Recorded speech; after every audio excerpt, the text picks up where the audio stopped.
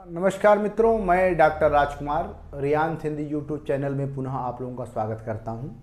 इस वीडियो बनाने से पहले हम बता दें कि इससे पहले जो हम वीडियो बनाए थे उसमें जो संसद का गठन था उसकी हम चर्चा किए थे और हम बताए थे कि संसद के जो कार्य और अधिकार क्षेत्र हैं वह कितने पावरफुल हैं उसके विषय में हम लोग चर्चा किए थे। अब आज हम लोग देखेंगे कि जो संसद के जो सदन हैं, ठीक है, पहली बात जान लीजिए कि संसद का गठन, ठीक है। हम इससे पहले बता चुके हैं कि संसद का गठन जो है कि अनुच्छेद 79 में संसद के गठन की चर्चा किया गया है, जिसमें 3 बातें हम बताए थे कि राष्ट्रपति, राज्यसभा, लोकसभा। तो राष्ट्रपति हम इससे पहले पढ़ाई चुके हैं। आज हम लोग देखेंगे कि संसद के जो मूल जो दोनों अंग हैं जिससे संसद का निर्माण होता है, मूल अंग का मतलब कह सकते हैं कि राष्ट्रपति, राज्यसभा, लोकसभा, उस राज्यसभा में किस तरह की बातें आती हैं। तो एक तरफ मित्रों हम लोग लिखेंगे राज्यसभा और दूसरे तरफ लिखेंगे लोकसभा।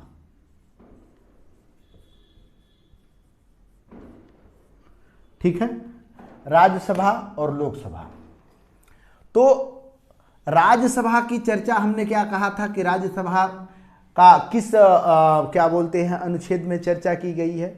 राज्यसभा का जो उल्लेख है मित्रों यह है अनुच्छेद 80 में।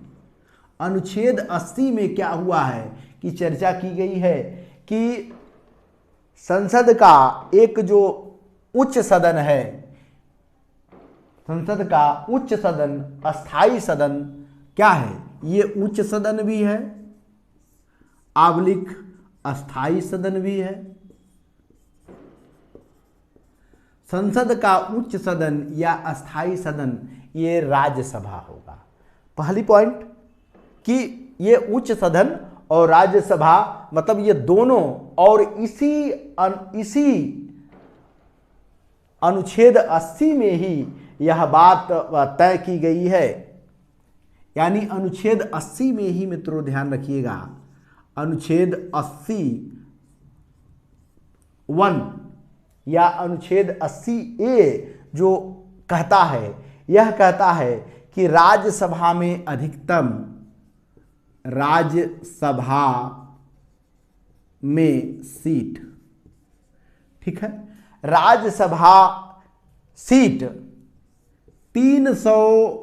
238 होगी। कितना?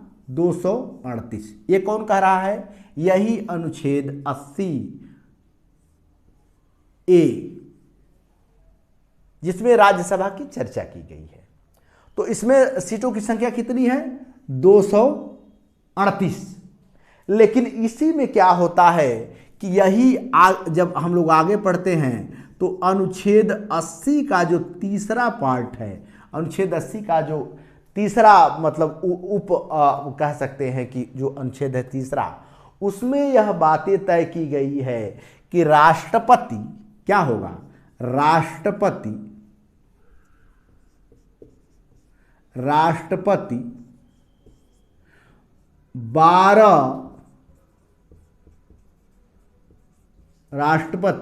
12 सदस्यों को मनोनीत करेगा।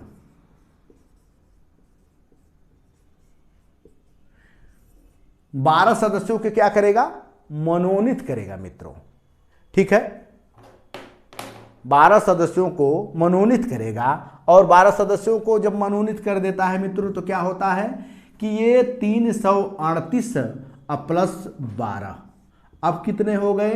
250 हो गए।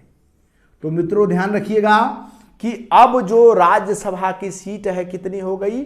250। और किस अनुच्छेद में यह सब चर्चा हो रहा है? अभी अनुच्छेद 80 ही चल रहा है। अनुच्छेद 80 में ही चर्चा की गई है कि राज्यसभा उच्च सदन है, अस्थाई सदन है और उसी अनुच्छेद में ये भी चर्चा की गई है कि यह जो राज्यसभा की सीट होगी 338 होगी, लेकिन राष्ट्रपति जो 12 सदस्यों को मनोनीत करेगा, जो साहित्य कला के प्रेमी होते हैं, विज्ञान या समाज सेवा के क्षेत्र में अपनी भूमिका निभाए रहते हैं, तो राष्ट्रपति क्या करता है कि उन 12 सदस्यों को डायरेक्ट मनोनीत कर लेता है, जो साहित्यकार है, वैज्ञानिक है, कलाकार है, मतलब समाज सेवा में उनकी कोई महत्वपूर्ण भूमिका हो गई। तो 250 सीट यह क्या बोलते हैं, यह राज्यसभा का हो जाता है। अब इसका अगर हम लोग कार्यकाल की चर्चा करें मित्रों, कार्यकाल, ठीक है, तो कार्यकाल क्या है इसका, 6 वर्ष है। 6 वर्ष कार्यकाल कितना क्या है मित्रों, 6 वर्ष। और अमेरिका में जो सीनेट है, अमेरिका के सांसद को कह सकते हैं कांग्रेस और सीनेट, तो जो वहाँ का सीनेट है, सीनेट, अमेरिका का जो सीनेट है मित्रों, ध्यान रखिएगा, अमेरिका का जो सीनेट है, इसी का अनुकरण करके इसे 6 वर्ष के तरह बनाया गया है। उसमें क्या होता है कि प्रत्येक 2 वर्ष के बाद,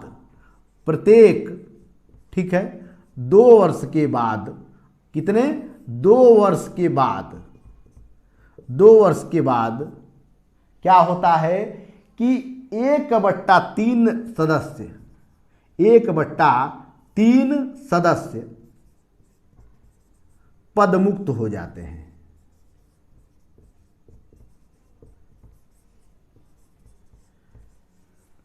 ठीक है मित्रों, क्या क्या हमने सीख लिया यहां पे, हमने सीखा, ये सब अनुच्छेद 80 में चल रहा है। अनुच्छेद 80 ही कह रहा है कि उच्च सदन है, अस्थाई सदन है। अनुच्छेद 80A कह रहा है कि राज्यसभा में 338 सीट होगी, लेकिन वही अनुच्छेद 3 कह रहा है कि 12 सदस्यों को मनोनीत किया जाएगा। इस तरह कुल राज्यसभा में 250 सीटें होंगी। और राज्यसभा की व्यवस्था कहाँ से ली गई थी, तो अमेरिका में जिस तरह सीनेट का काम है, उसी तरह यहाँ पे राज्यसभा का कार्य है।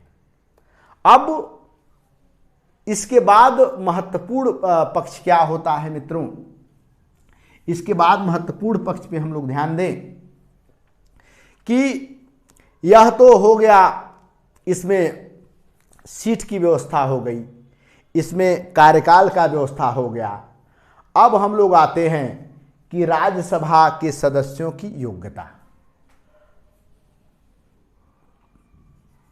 योग्यता किसकी, यह राज्यसभा के सदस्यों की योग्यता क्या होगी। अनुच्छेद जब हम 84 का अध्ययन करते हैं मित्रों, अनुच्छेद 84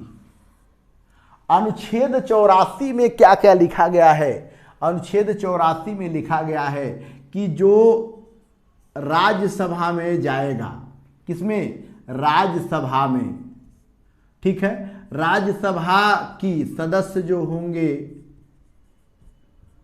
वो कितने साल के होंगे, वह 30 साल के होंगे। यही अनुच्छेद 80 में बात लिखा गया है। जबकि लोकसभा के सदस्य मित्रों, लोकसभा के सदस्य, ठीक है, लोकसभा के सदस्य, जो लोकसभा के सदस्य की योग्यता है मित्रों, वह 25 वर्ष है। यह दोनों बात ध्यान रखिएगा, ये अनुच्छेद 84 का कहना है। अनुच्छेद 84 कहता है कि राज्यसभा के सदस्य कम से कम 30 वर्ष के हों, लोकसभा के सदस्य कम से कम 25 वर्ष के हों। तो यह क्या बोलते हैं, यह जो है कि यह चुनाव लड़ सकते हैं। साथ साथ ये भी ध्यान होना चाहिए, वह भारत का क्या हो, नागरिक हो, कोई विदेशी नहीं राज्यसभा का सदस्य बनेगा, भारत का नागरिक बनेगा। अब यह प्रश्न उठ रहा है कि पढ़ा लिखा हो, बिल्कुल पढ़ने लिखने की जरूरत नहीं है। अगर नेतागिरी कर रहे हैं तो बिल्कुल पढ़ने की जरूरत नहीं है, एकदम बिना पढ़े ही आप राज्यसभा लोकसभा दोनों के सदस्य बन सकते हैं। पढ़ाई की कोई सीमा नहीं है, बस पागल ना हो, दिवालिया ना हो। यदि कोई नौकरी कर रहा है, प्रोफेसर है, जज है या जो भी है, तो क्या होगा कि अगर वह राज्यसभा में लड़ कर जाता है तो अपने पद से त्यागपत्र देकर ही वह चुनाव लड़ेगा, या जीत कर आएगा तब अपना त्यागपत्र देगा, लेकिन त्यागपत्र उसको देना तय है। ठीक है, यह योग्यता की बात हुई। किसकी हम लोग चर्चा कर रहे हैं? यह चर्चा सब राज्यसभा की चल रही है। ठीक है, दूसरी बात क्या होती है इसमें? पदाधिकारी।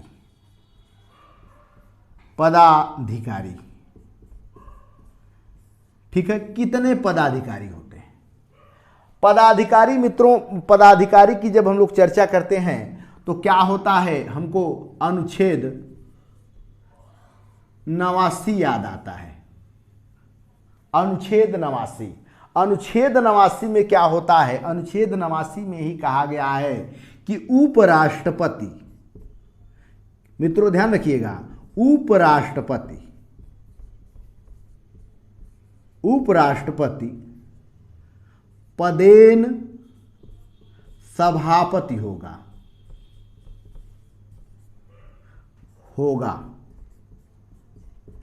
साथ साथ एक उपसभापति, ठीक है, एक उपसभापति भी होगा। यह ध्यान रखिएगा मित्रों कि जो राष्ट्रपति होता है, वह राष्ट्रपति नहीं, उपराष्ट्रपति क्या होता है? यह राज्यसभा का पदेन सदस्य होता है। तो राज्यसभा में उपराष्ट्रपति कोई चुनाव नहीं लड़ा मित्रों, लेकिन डायरेक्ट क्या हो गया, यह चुन लिया गया कि राज्यसभा का अगर कोई सभापति होगा मित्रों तो वह कौन होगा? राज्यसभा का जो सभापति होगा वह क्या होगा? वह उपराष्ट्रपति ही राज्यसभा का पदेन सभापति होगा। यह जैसे हमें ध्यान रखने की जरूरत है। और ये भी ध्यान रखिए कि अगर यह उपराष्ट्रपति राज्यसभा का पदेन सदस्य है तो यहीं पे अनुच्छेद, ये भी ध्यान रखिएगा, अनुच्छेद 90 कहता है कि अगर इसके सदस्य, राज्यसभा के सदस्य अगर 2/3 अगर मिल गए तो यह क्या करते सकते हैं? हटा भी सकते हैं। किसको? इन्हीं सदस्यों को जो पदाधिकारी हैं। कौन? उपराष्ट्रपति जो राज्यसभा का पदेन सभापति हो गया है, उसको क्या करेंगे? यह राज्यसभा के सदस्य मिलकर हटा सकते हैं। ऐसा अनुच्छेद 90 में यह व्यवस्था की गई है। ठीक है, साथ में एक और बीमारी है कि यदि राज्यसभा का कोई सदस्य, इस राज्यसभा का कोई सदस्य अगर 60 दिन तक, मित्रों क्या है? 60 दिन तक, ठीक है, अनुपस्थित है। क्या है? अनुपस्थित है। अगर 60 दिन तक अनुपस्थित है तो उसको क्या किया जाएगा? सस्पेंड कर दिया जाएगा, उसे हटा दिया जाएगा। ऐसा मतलब क्या बोलते हैं? राज्यसभा के सदस्य को कितने दिनों में हटाया जा सकता है? कितने दिन अनुपस्थित होने के बाद मित्रों? तो 60 दिन अनुपस्थित रहने के बाद राज्यसभा के किसी भी सदस्य को, ठीक है, हटाया जा सकता है नियमानुसार। इसके बाद हम लोग आगे देखेंगे, इसको मिटा दें।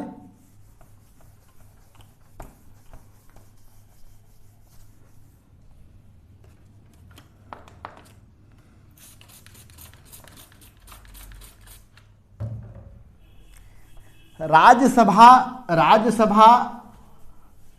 अस्थायी और अप्रत्यक्ष विधि से चुने जाने वाला व्यवस्था है। राज्यसभा में वही लोग चुन के जाते हैं जिन्हें चुनाव लड़ने की कोई आवश्यकता नहीं होती है, वो डायरेक्ट राज्यसभा में चले जाते हैं। आप लोग देखे होंगे कि हजारों लोग ऐसे हैं जो कभी चुनाव नहीं जीते, वो राज्यसभा के सदस्य बन गए। अब राज्यसभा के एक बारे में और हम लोग जाने कि राज्यसभा के बारे में क्या क्या है, क्योंकि हम लोग राज्यसभा का आज अध्ययन कर रहे हैं। अब उसके बाद नंबर 1 होता है गणपूर्ति।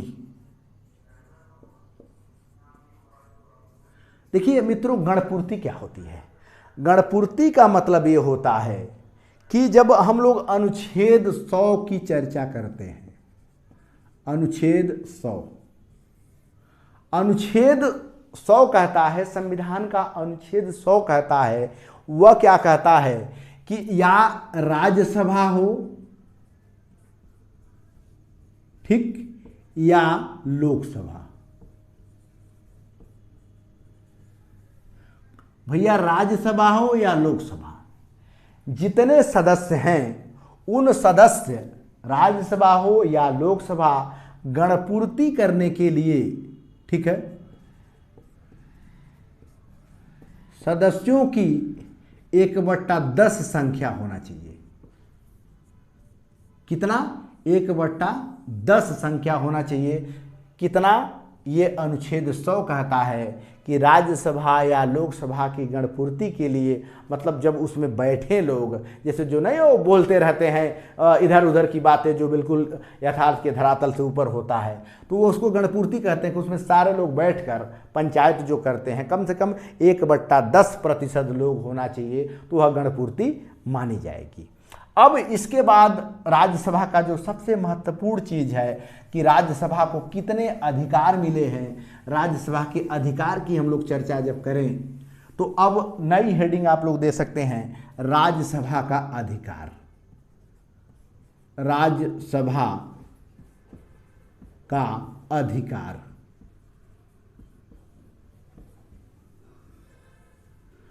राज्यसभा की अधिकार की चर्चा करें मित्रों, तो सबसे पहले क्या है कि सबसे पहले इसको हम लोग नोट कर सकते हैं, विधायी शक्ति।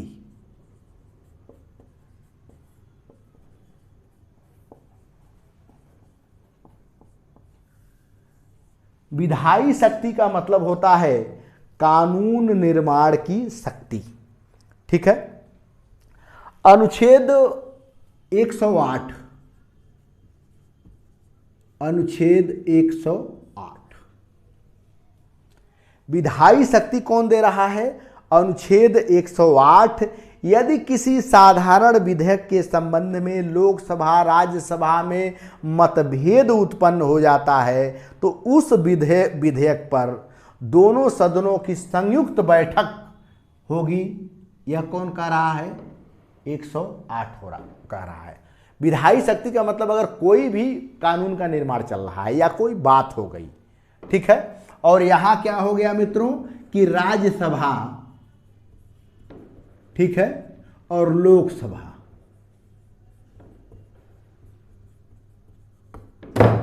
राज्यसभा लोकसभा में क्या हो गया मित्रों? ये मतभेद हो गया, ठीक है, तो क्या होगा? संयुक्त बैठक होगी।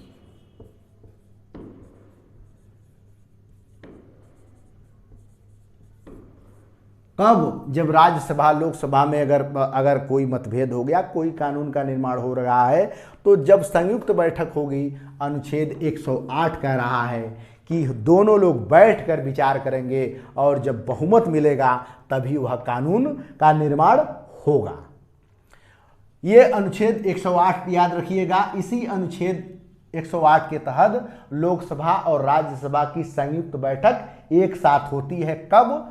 जब लोकसभा और राज्यसभा में मतभेद उत्पन्न हो जाता है कि ये काम होना चाहिए, दूसरा काम नहीं होना चाहिए। दूसरा जो सबसे महत्वपूर्ण बिंदु है जो राज्यसभा को मिला है, संविधान संशोधन की शक्ति। संविधान संशोधन की शक्ति। अनुच्छेद 367। ध्यान रखिएगा मित्रों कि कोई भी अगर संविधान में कोई नया कानून बनाते हैं, एक चीज भी ध्यान रखिएगा, संविधान से ऊपर ना हो, संविधान के मौलिक अधिकारों का हनन ना हो, तब यह कानून का निर्माण होगा। तो उसमें क्या होता है कि अगर कोई कानून का निर्माण करते हैं तो क्या होगा कि वह 367 जो है कि अनुच्छेद लागू होगा और इसमें बेकायदे राज्यसभा लोकसभा की बैठक के बाद, ठीक है, ये ध्यान रखिएगा कि 2/3, ठीक है, 2/3 कौन, लोकसभा और राज्यसभा की बहुमत से संविधान में संशोधन होगा। ये कौन संविधान में संशोधन करेगा, 368। कितने सदस्य होना चाहिए, 2/3 भाग लोकसभा राज्यसभा की बहुमत होगा, तब कोई जो है कि क्या बोलते हैं नियम पारित होगा। तीसरा मित्र जो बड़ा कमजोर, इनको कह सकते हैं कि बड़ा कमजोर शक्ति मिला है, वह है वित्तीय शक्ति। वित्तीय शक्ति, वित्तीय शक्ति का मतलब होता है धन संबंधी, सॉरी, वित्तीय शक्ति का मतलब होता है कि इसमें क्या है कि धन विधेयक की परिभाषा है। अनुच्छेद 110, इसमें क्या है, धन विधेयक की परिभाषा है।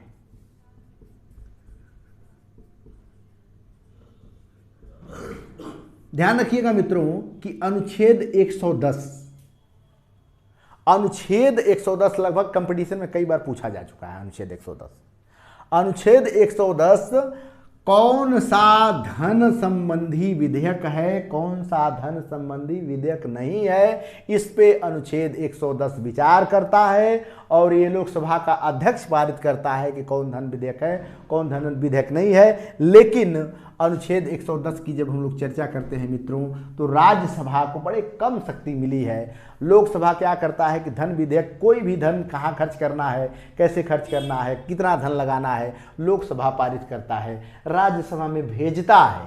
क्या किया, धन विधेयक को लोकसभा ने पारित किया। लोकसभा ने क्या किया, पारित किया, ठीक है, लोकसभा ने पारित किया।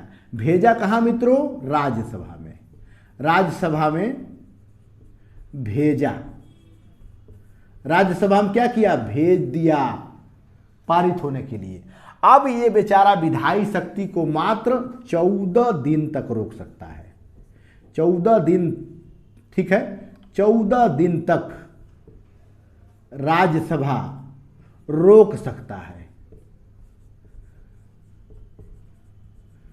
ध्यान रखिएगा मित्रों, धन विधेयक 110 बेचारा 14 दिन तक ये रोक सकता है। 14 दिन के बाद अगर नहीं भी यह क्या बोलते हैं राज्यसभा कहता है, तो मान लिया जाता है कि धन विधेयक संबंधी पास हो गया, ठीक है। उसके बाद एक चीज और बड़ा महत्वपूर्ण है, वह महत्वपूर्ण क्या है, चौथा संबंधी, कि कार्यपालिका संबंधी शक्ति, कार्यपालिका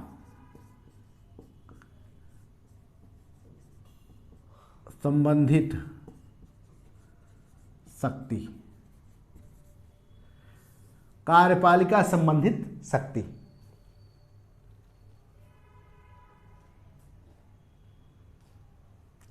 अब एक चीज ध्यान रखिएगा कि कार्यपालिका संबंधी शक्ति में हमेशा ध्यान रखिएगा जो जो मंत्री परिषद होता है, जिस मंत्री परिषद का निर्माण होता है, मंत्री परिषद हमेशा ध्यान रखिएगा केवल लोकसभा के प्रति उत्तरदायित्व है। राज्यसभा के जितने सदस्य होते हैं उसकी आलोचना कर सकते हैं, उसकी आलोचना कर सकते हैं, उसका अधिकार पूछ सकते हैं कि किस तहत ये कानून पास कर रहा है। लेकिन कार्यपालिका संबंधी शक्ति मान के चलिए कि बहुत ही कमजोर है, ठीक है। नंबर 5, यह क्या है, विशेष अधिकार, विशेष अधिकार।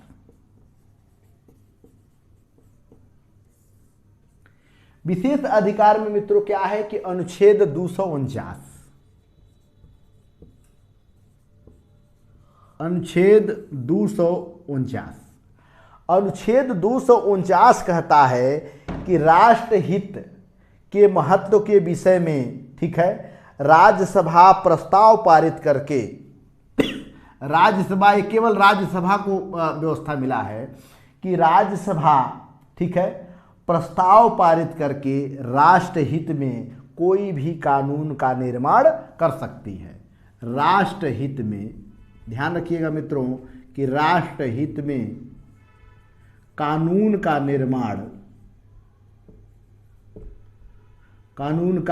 निर्माण राज्यसभा कर सकती है।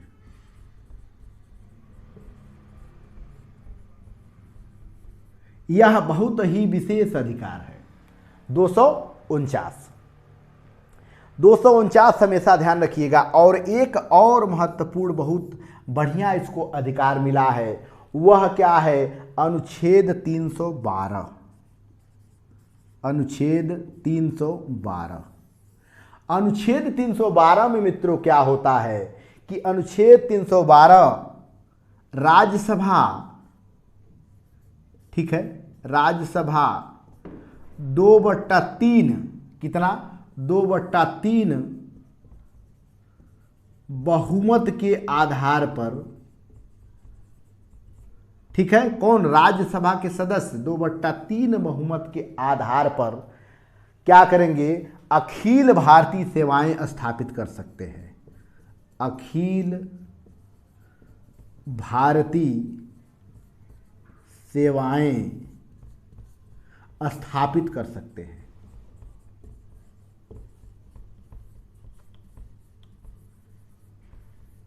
मित्रों ध्यान रखिएगा कि 312 और 249 ये केवल राज्यसभा को ये अधिकार मिला है। क्या करेंगे? राज्यसभा के सदस्य क्या करेंगे? 2/3 बहुमत पारित करेंगे और बहुमत पारित करने के बाद क्या करेंगे? अखिल भारतीय सेवाओं का निर्माण आप कर सकते हैं कि कौन? 312 के तहत।